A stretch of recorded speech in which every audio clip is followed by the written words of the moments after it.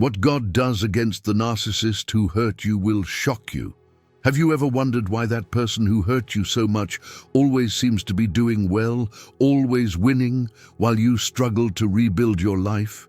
If you're tired of seeing the narcissist who destroyed you apparently thriving while you still carry the scars of what they did, I need to tell you something that will completely change your perspective. What I'm going to reveal today isn't just motivational theory or cheap philosophy. It's a profound truth that Wayne Dyer taught and that few people truly understand about how the universe and God deals with those who choose to deliberately hurt other people. There's a pattern, a universal law that governs the consequences of narcissistic actions, and when you understand this pattern, you'll realize that justice has already begun working in that person's life in ways you can't even imagine. For years, you may have wondered, when will their bill come due?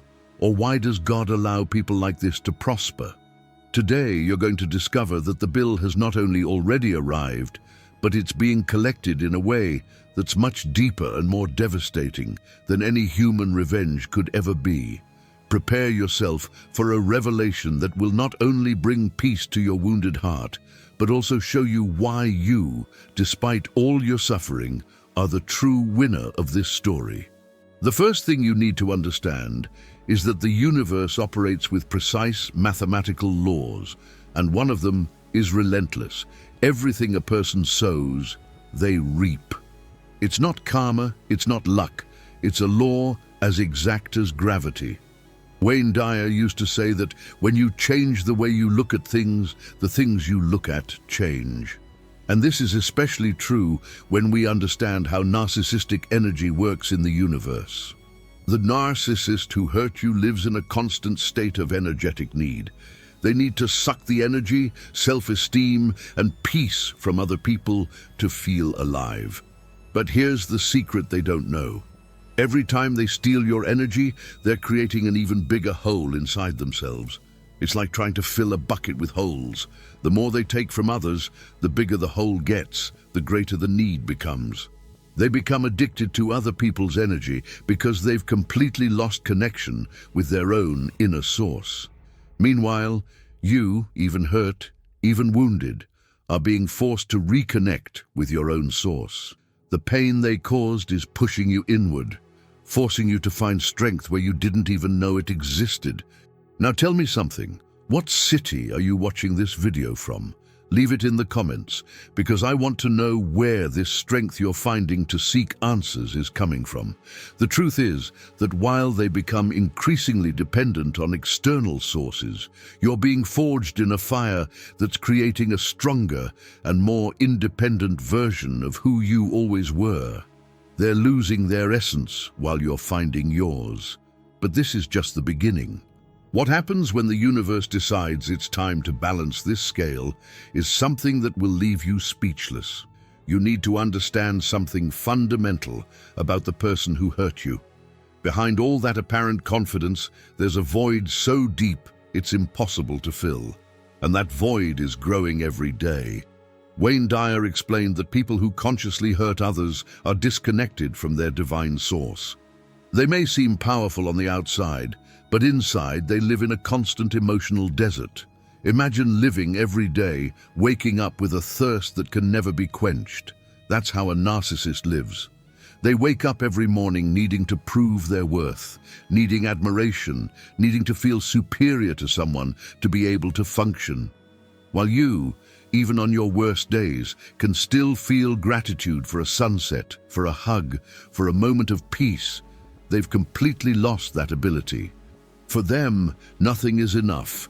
No compliment lasts long enough, no achievement fills the void, no person can give them what they really need. And you know what's most tragic? They don't even know what they're looking for. They're chasing external things to fill a hole that can only be filled from the inside out. Every time they humiliated you, every time they made you feel small, they were desperately trying to steal a little bit of your light to illuminate their own void. But stolen light doesn't remain. It always returns to its original source. Meanwhile, you're learning to generate your own light. Every tear you cried, every night you stayed awake trying to understand what was wrong with you, was actually teaching you not to depend on anyone for your happiness. They created a monster of emotional dependency inside themselves. They constantly need new victims, new admirers, new sources of energy, because the previous one always runs out. It's a vicious cycle that only gets worse over time. You want to know why it sometimes seems like they're doing well? Because they're running from conquest to conquest, from person to person, trying to keep the void occupied. But that only works temporarily. What comes next will show you how this desperate race of theirs is transforming into their very own prison. Here's a truth that will shock you. The narcissist who hurt you is trapped in a prison they built themselves, and the bars of that prison are made from the constant need to maintain a false image. Wayne Dyer always said that you cannot be happy being a person you're not. And the narcissist lives exactly this contradiction. They've become a character they need to play 24 hours a day, 7 days a week. Imagine the exhaustion of having to wake up every day and put on a mask. Imagine having to calculate every word, every expression, every gesture to maintain an image that isn't real. That's what they do every day of their life. While you can have genuine moments of sadness, joy, authenticity, they've completely lost contact with their real feelings. They no longer know who they are behind the mask. And you know what happens when you live so long being fake? You start believing your own lie. But your subconscious always knows the truth. That's why narcissists have so much trouble sleeping, so much anxiety, so much fear of being alone with their own thoughts. Every time they're alone, without an audience to impress, without anyone to manipulate, they're faced with the terrible emptiness of someone who doesn't know who they really are. That's why they always need to be surrounded by people, always need to be busy, always need to be proving something. The image they built has become a cage.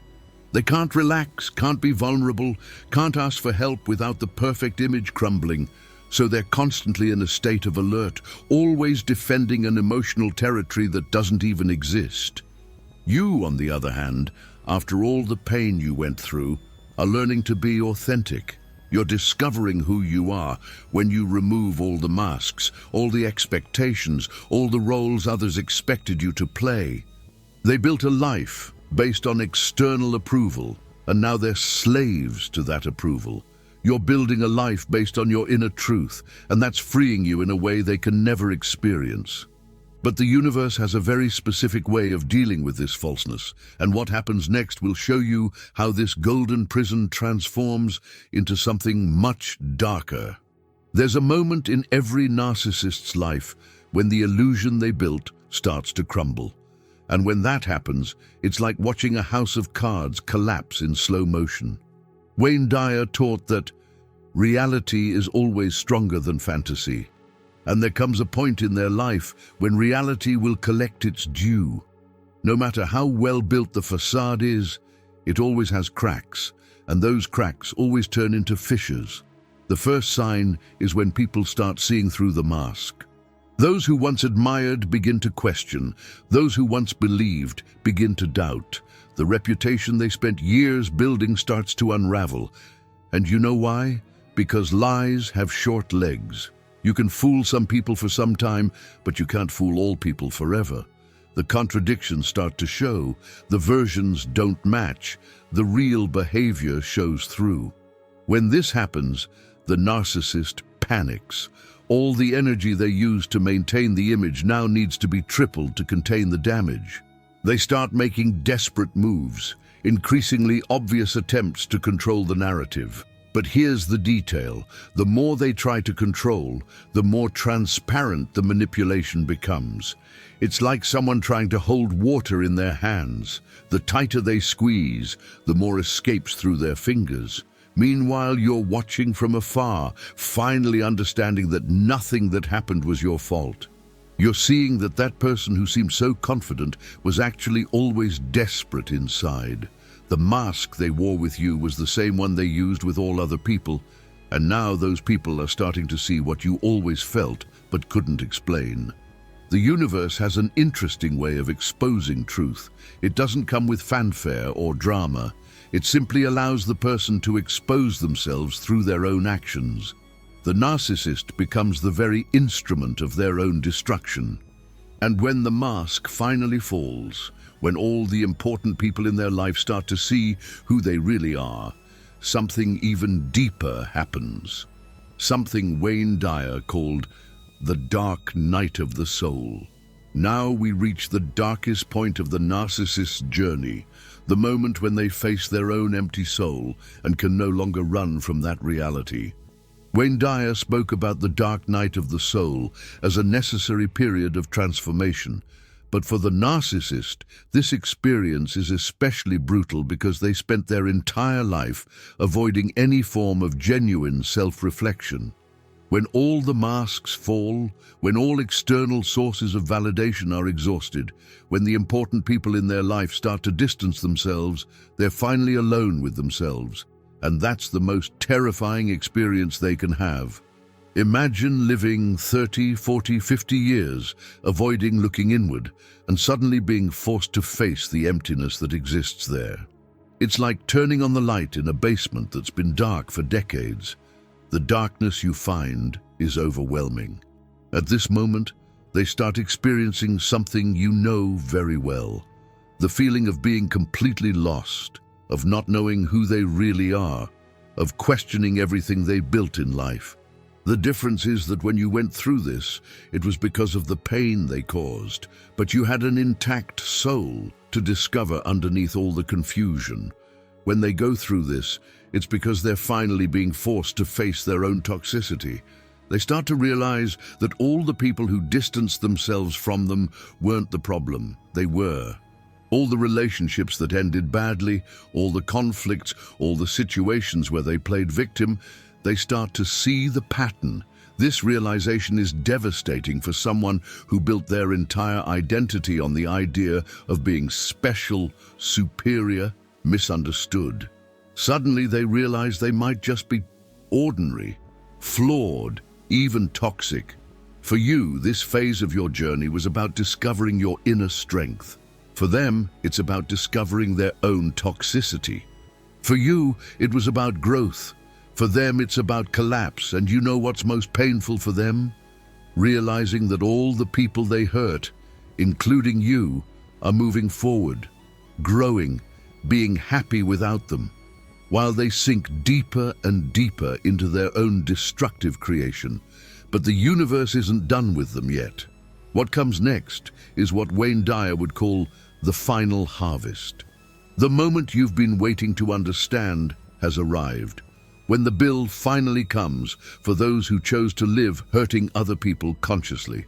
Wayne Dyer always taught that you become what you think about all day long, and the narcissist who hurt you spent years thinking about how to control, manipulate, and diminish other people.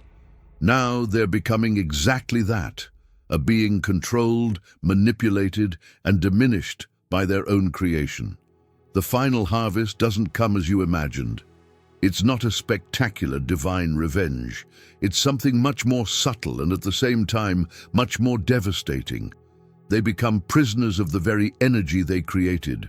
All the negativity they spread in the world now surrounds their life like a toxic cloud. They've attracted toxic people like themselves, chaotic situations, destructive relationships. They're living in the world they created, and that world is dark.